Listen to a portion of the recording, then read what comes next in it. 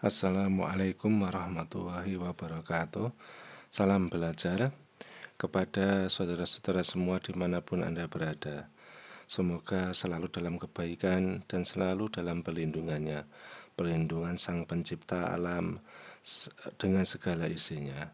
Pada kesempatan kali ini kita akan berlatih dasar analisis data. Ya, kita mulai dengan latihan yang paling sederhana sekali supaya bisa diikuti oleh rekan-rekan kita yang masih berjenjang S1. Di sini saya akan bercerita dulu. Tampilan di layar ini adalah tampilan SPSS, ya, di mana data sudah diambil, dicopy dari Excel. Saya kira Excel sudah mengenal, ya. Yang dari Excel biasanya adalah seperti ini, ya, datanya. Kita punya data kebetulan ada 100, ya. Nah, variabel yang kita gunakan itu ada X1, X2, X3, kemudian X4, X5 sampai Y. Ya, kemudian masing-masing pertanyaan terdiri dari 5 pertanyaan, ada juga yang 4 pertanyaan.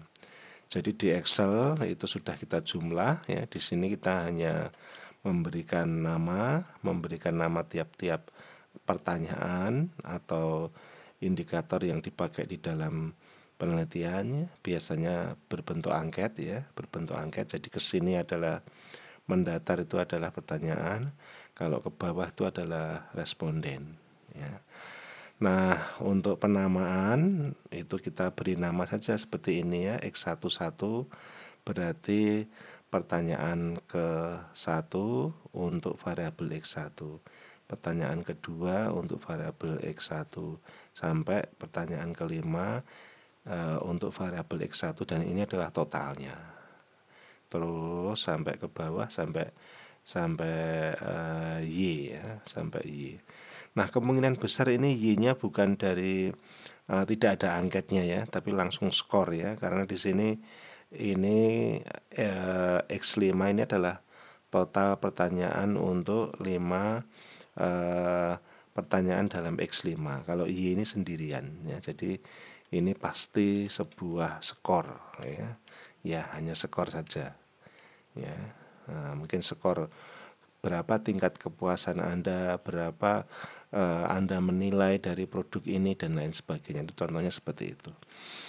Nah, itu adalah asal-usul data ini, ya, asal-usul data ini dari Excel, kemudian dijumlah, kemudian kita susun dalam SPSS. Nah, setelah selesai semua, bisa Anda simpan, ya, Anda beri nama apa, ya, data penelitian nama Anda, ya, data penelitian nama Anda, ya, supaya nanti dicetak bagus, ya, supaya nanti dicetak bagus. Nah, kemudian setelah itu sampailah kita pada analisis regresi berganda, ya. Kenapa disebut berganda? Karena kita punya banyak variabel X, ya, lebih dari satu, itu sudah disebut berganda. Ya, kalau regresi tunggal itu hanya ada satu X dan Y, ya. Kalau ini regresinya adalah regresi berganda. Nah, tentu saja regresi berganda tidak usah dipraktekkan, ya, tinggal memasukkan saja X dan Y, oke, gitu saja sudah selesai. Tapi kalau berganda ini memang kita perlakuannya agak sedikit lebih panjang, tetapi sama-sama mudah, ya. Baik, untuk semua analisis SPSS itu menggunakan menu analyze, ya. Kemudian kita pilih regression, ya, linear. Nah, di sini, ya. Nah, kalau yang pertama kali supaya mudah, kita memasukkan Y dulu ke dependent, ya. Dependent itu adalah variabel yang dipengaruhi, sedangkan independent itu variabel yang mempengaruhi, ya. Misalnya kalau Y-nya itu prestasi siswa, ya, atau mungkin kinerja perusahaan, maka independen itu adalah faktor-faktor yang mempengaruhi siswa itu berhasil ya. Jadi misalnya uang saku, misalnya jarak rumah ke sekolah atau jarak rumah ke perguruan tinggi, atau mungkin kualitas guru ya, atau mungkin besarnya perpustakaan yang dimiliki ya, atau mungkin metode belajar ya, itu mempengaruhi prestasi siswa ya. Motivasi orang tua, motivasi guru ya, itu adalah sebagai contoh ya. Nah, kita masukkan untuk X1 ya, boleh Anda pilih seperti ini ya, tekan kontrol ya supaya tidak lepas ya. Seperti ini boleh ya, langsung ya, atau mau satu-satu juga nggak apa-apa ya. Klik X1 kemudian dilempar ke sini ya, terus klik X2 dilempar ke sini satu-satu nggak apa-apa.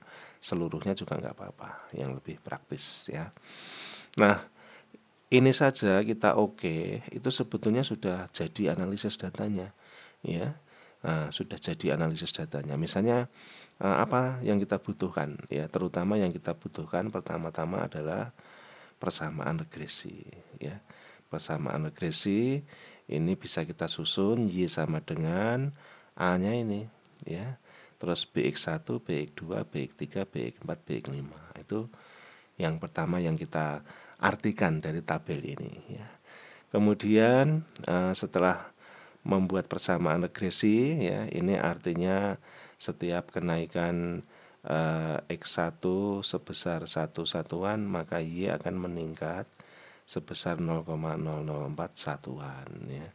Sama seperti itu ya. Untuk X3 ini kalau X naik 1 satuan, maka Y akan naik sebesar 1,771 satuan. Paling mengartikannya seperti itu ya. Nah, kemudian yang kedua setelah persamaan regresi adalah uji T. Nah, uji T ada di sini ya, uji T ada di sini. Nah, ini kita lihat bahwa nilai TX1 adalah 0,008. Ini nilainya rendah sekali ya. Kita lihat signifikansinya 99,4% itu error ya. Artinya tidak signifikan, sangat tidak signifikan. Nah, kalau yang 1,741 ini masih mending ya.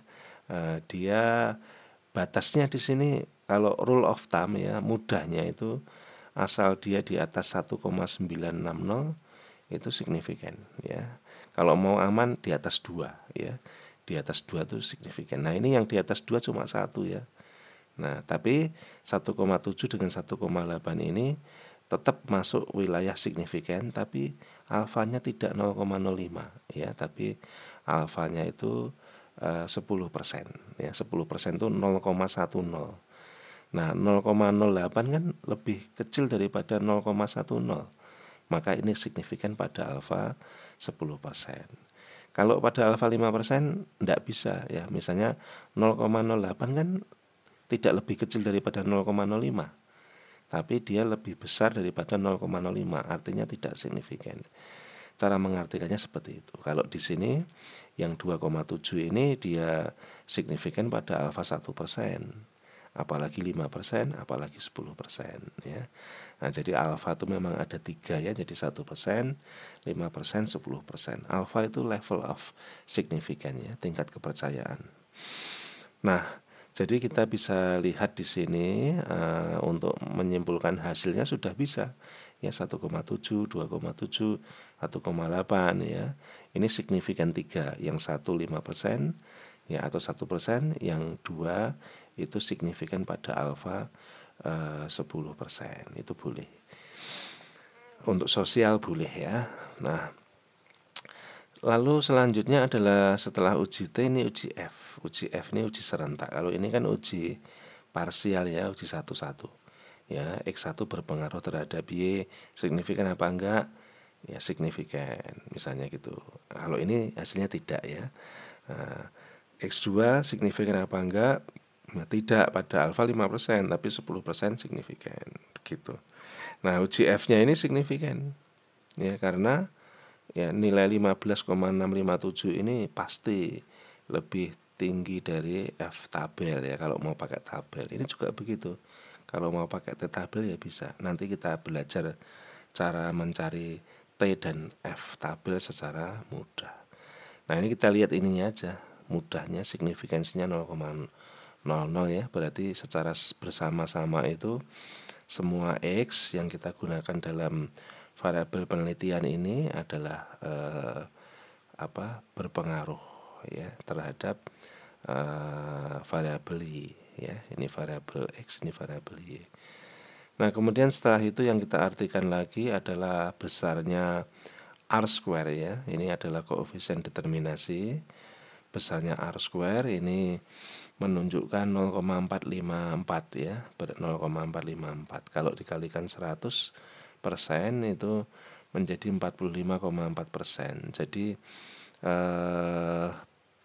variasi nilai Y ini ya dipengaruhi oleh X1, X2, X3, X4, X5 sebesar 45,4% ya, atau bahasa mudahnya ya untuk memahamkan kita bahwa X1 sampai X5 ini mempengaruhi Y sebesar 45,4 ya. Nah, berarti masih ada sisa 100% min 45,4% ya.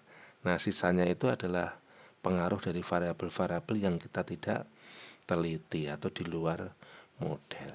Ya, saya kira itu penjelasan yang sederhana ya dari analisis regresi yang sederhana.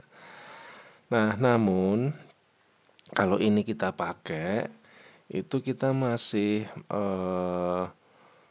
tidak memperhitungkan apakah data ini normal, apakah setiap variabel X itu saling berpengaruh ya terhadap X yang lain ya. Kemudian variasi di dalam data penelitian ini apakah sangat bervariasi atau homogen ya, itu kita tidak paham ya. Artinya model ini itu sehat apa enggak sih? Secara statistik itu sehat apa enggak? Fit atau enggak ya? Blue atau enggak? Ya, blue itu base, kemudian L-nya itu linear, O itu unbiased ya, tidak bias ya, kemudian estimator menjadi peramal yang baik. Jadi kalau analisis data ini kita tidak lengkapi dengan uji kebagusan model ya, atau uji asumsi klasik ya, atau kita mendeteksi apakah model ini sehat atau tidak, ada penyakitnya atau tidak, maka model ini kurang dipercaya ya, kurang dipercaya.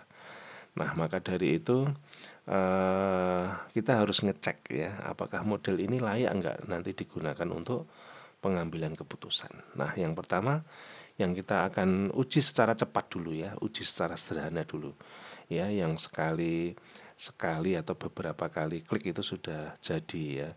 Nah, yang pertama kita ulang lagi ya, regression linear, kemudian ini kita biarkan karena masih sama ya. Ini kelihatannya ini di bawah ini sebetulnya ada variabel-variabel yang lain.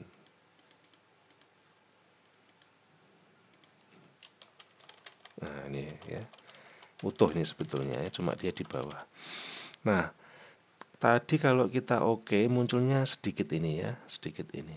Nah, sekarang ini kita munculkan apakah data penelitian ini berdistribusi normal atau tidak, kemudian saling berkorelasi atau saling berhubungan tidak ya, antara X1 dengan X yang lain, antara X2 dengan X yang lain, dan seterusnya. Ada heteronya tidak ya. Kalau perlu mungkin ada autokorelasinya tidak, kalau itu data sekunder. Ini kebetulan data kita data primer ya. Jadi data itu ada dua ya. Ada data primer. Data primer itu data yang kita mengambil sendiri secara langsung ya. Datanya ada tetapi belum terwujud, maka kita harus mewujudkannya dengan cara mengambilnya langsung, mungkin dari responden atau mungkin dari wawancara atau mungkin dari pengamatan ya. Nah, itu dibuka lagi buku metodologi penelitiannya. Nah, kemudian kita cek ya di sini statistik ya. Kita tidak perlu uji auto karena ini bukan data sekunder. Data sekunder itu misalnya data laporan keuangan, data yang sudah ada dan kita tinggal mengambil, kita nggak terlibat dalam proses pembuatannya ya. Maka Darwin Wilson nggak perlu. Ini adalah multi ya, tes untuk multi ya. Nanti dilihat multikolinearity itu definisinya apa, manfaatnya apa, kalau kena cara pengobatannya bagaimana. Itu tahapannya udah S2. Kalau S1 cukup mendeteksi ya. Nah, kemudian continue itu sudah ketemu untuk multinya ya, udah ketemu satu. Kemudian plot, nah ini untuk ngecek data kita berdistribusi normal apa enggak ya. Jadi ini untuk ngecek normal apa enggak. Dapat 2 ya. Nah, kemudian satu lagi yaitu untuk mengecek hetero ya. Ini kita masukkan Y-nya, ini sumbu Y ini dikasih Z pret. Kemudian X-nya ini kita kasih S resid. Ya, ini sudah selesai semua, dapat 3. Yang keempat itu auto tidak usah ya. Tidak perlu karena data kita primer. Continue. Kemudian oke. Nah, yang di atas ini adalah hasil regresi yang pertama ya. Kalau ini namanya sintak. Sintak ini tidak perlu sih. Kita bisa hapus ya. Kalau ini adalah sumbernya ya, sumber file kita ada di mana. Nah, ini juga sintak ya. Sintak itu komputer tuh mengerjakan apa tuh tahapan-tahapan ini ya. Jadi yang paham komputer aja. Kalau kita paling cuma ngecek urutan-urutannya. Pembimbing nggak akan menanyakan ini. Jadi kita hilangkan saja. Ya, nyepet-nyepeti gitu ya kalau orang Jawa bilang. Nah, ini adalah regresi yang kedua ya, di mana regresi yang kedua ini kita lihat ya besarannya masih tetap sama ya karena kita nggak merubah apapun. Ya, kita hanya menambah fasilitas untuk mendeteksi apakah model regresi yang kita dapatkan ini sehat atau tidak. Nah, yang pertama FIF ya, jadi uji multi tadi ya. Tadi kan nggak ada ya. Nah, coba kita lihat di atas. Uji T, habis T, kemudian signifikansi. Kan tidak ada tabel ya, nggak ada tabel lagi. Tapi di bawah ketambahan collinearity statistik. Itu karena kita membuat list ya. Jadi mengaktifkan list untuk collinearity statistik. Nah, cara akurat untuk membaca itu ada beberapa cara ya. Yang pertama yang akurat adalah kalau nilai toleran dan FIF ini mengarah ke angka 1, ya, ini mengarah ke angka 1 misalnya 0,9. Kalau ini FIF ini mengarah ke angka 1 misalnya 1 ya. Coba ini kita lihat yang terbaik kan yang X5 ya. Ini 0,5 kan lebih dekat ke angka 1. Apalagi 0,9 ya. 1,8 juga lebih dekat daripada teman-temannya yang lain kan. Nah, ini apalagi 1,1 lebih bagus lagi. Maka model ini tidak mengandung atau tidak melanggar uji asumsi klasik multicollinearity ya. Nah, namun ada juga referensi yang lain. Kalau nilai FIF ini di bawah 10 ya, di bawah 10 itu masih masuk kategori tidak mengandung multicollinearity ya. Kalau saudara-saudara baru melaksanakan analisis data sekali, 2 kali, atau 10 kali, atau 20 kali, barangkali jarang menemukan FIF itu di atas 10 ya. Tapi kalau saya sendiri pernah melakukan analisis data itu ternyata N sampai 1300 misalnya begitu. Kalau kita kan N-nya 100 ya. N-nya 100. Kalau N-nya sampai 1300 begitu, kadang-kadang FIF-nya itu sangat tinggi. Ya, makanya nilai 10 itu sebetulnya logik juga ya. 10 itu masih dikategorikan di bawah 10 itu masih dikategorikan rendah, atau 9, itu masih rendah. Namun kalau kita mencoba-coba analisis data hanya N-nya kecil-kecil, memang kita jarang sekali mendapatkan nilai FIF yang di atas 10 ya, atau 8, 9, 9, itu jarang. Makanya kita kadang-kadang kalau mendapatkan nilai FIF di atas 7, 8, 9 itu khawatir ya.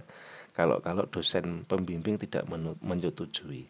Ya, tapi kenyataannya kalau kita mengolah data dengan N yang sangat tinggi, itu FIF itu bisa sangat tinggi ya, bisa sampai ribuan ya. Nah, saudara-saudara, nah kemudian untuk selanjutnya adalah kita melihat uji normalitas ya. Nah, uji normalitas ini metodenya plot ya, metode yang paling sederhana. Kalau data ini ada 100 ya, ada 100, tentu saja kita nggak usah menghitung ya.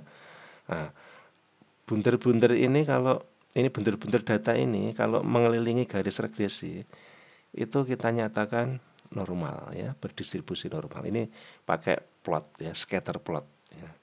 Nah, kalau pakai kurva ini kan kita lihat ya, meskipun ada yang ekstrim ke atas ya, ada yang ekstrim ke atas, ada yang ekstrim di bawah, tetapi kebanyakan memang masuk di dalam kurva ya. Ini N100.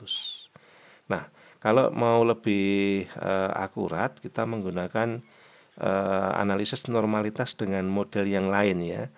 Mungkin kalau ini hasilnya meragukan, kalau ini enggak sih ya. Yang meragukan tuh mungkin ada yang jauh-jauh, titik-titiknya jauh-jauh di sini. Ya, itu kita bisa menggunakan analyze non parametric kemudian sampel KS ya. Kita masukkan yang Y-nya aja, yang kita uji Y-nya aja. Kalau Y normal, E-nya normal. E itu errornya itu ya. Ya, jadi nggak usah diuji X-nya, tidak usah diuji. Y-nya aja ya. Nah, kita klik aja misalnya. Nah, ini hasil Kolmogorov-Smirnov-nya 1,203. Signifikan apa tidak? Tidak. Kalau nggak signifikan berarti datanya normal ya. Jadi sesuai ya. Di sini hasilnya normal pakai Kolmogorov-Smirnov. Kalau pakai scatter plot pun dia menunjukkan gambar yang sempurna atau normal ya. Nah, ini yang enggak cuma ini aja ya. Ya, ini mungkin letaknya yang di sini. Ini di bawah. Kalau di bawah sini ini berarti. Ya. Nah, baik sudah ketemu untuk multi dan normalitas, sekarang hetero. Hetero ini juga menggunakan scatter plot ya, menggunakan metode grafik atau metode yang sederhana. Nah, ini kita lihat ya, ini kita lihat bahwa membentuk pola ya, membentuk pola. Kalau scatter plotnya atau data-data ini membentuk pola, entah pola hujan ya, ini kayak hujan ya. Ya, atau mungkin pola seperti bunga ya, vas ada bunganya. Bisa jadi juga seperti pokoknya membentuk pola ya, seperti gunung ya, atau mungkin juga seperti parabola ya, seperti membentuk gunung tetapi tidak padat isinya. Itu asal membentuk pola tertentu itu kita sebut terkena hetero. Nah, kalau ragu itu kita bisa menggunakan metode yang lain. Jadi uji asumsi klasik itu banyak model ya, banyak model. Misalnya normalitas itu kita bisa menggunakan Lilia-Vos ya, bisa menggunakan Kolmogorov-Smirnov yang kita coba tadi, bisa menggunakan scatter plot, bisa menggunakan diagram selang ya. Nah, banyak metode itu bukan menyulitkan kita, tetapi malah justru memudahkan kita untuk memilih mana yang memihak kita. Tentu saja kan begitu ya. Kita memilih mana yang memihak kepada kita. Ya, sebagai contoh ya, mohon maaf contohnya ke agama ya. Misalnya orang itu senang merokok ya. Orang itu senang merokok. Nah, kalau dia mengikut ulama tertentu, karena ulama itu dia juga ngerokok, maka dia keluarkan hukum rokok ya. Nah, kita mungkin agak-agak setuju ya ke arah ulama yang ngerokok itu ya. Ya, tetapi ada juga ulama yang ngerokok, maka dia lebih cenderung ke fatwa merokok itu enggak boleh ya. Dia merugikan diri sendiri dan juga bisa merugikan orang lain ya. Kecuali itu juga pemborosan ya, karena dia sejatinya itu membakar uang gitu. Nah, maka kita tinggal mau memilih yang mana ya. Tinggal mau memilih yang mana. Asal teorinya ada, caranya ada, logik ya, maka itu boleh dijadikan sandaran ya. Kecuali memang orang yang menyanggah kita itu memiliki dasar teori yang lebih kuat ya, kita harus mengikut ya, seperti itu. Nah, untuk mengatasi hetero ini ya bisa dengan menggunakan metode yang lain. Hetero itu bisa pakai scatter plot ini yang paling sederhana, bisa pakai white, bisa pakai Glaser, bisa pakai pakai Lagrange multiplier ya, pakai LM ya, Lagrange multiplier ya. Nah, jadi bisa pakai misalnya ARCH ya, ARCH ya. Nah, seperti itu. Tapi kalau untuk anak S1 satu atau dua cara sudah mencukupi. Nah, sebagai dasar Ini saya kira sudah cukup. Kalau Anda ingin lebih jauh lagi, ya nanti ada video yang kedua yang mencontohkan data sekunder ya dengan regresi biasa, lalu kita transformasi, dan kita juga ada penggunaan uji asumsi klasik dengan model yang berbeda. Sekian dulu, semoga bermanfaat. Mohon maaf bila ada kesalahan. Assalamualaikum warahmatullahi wabarakatuh.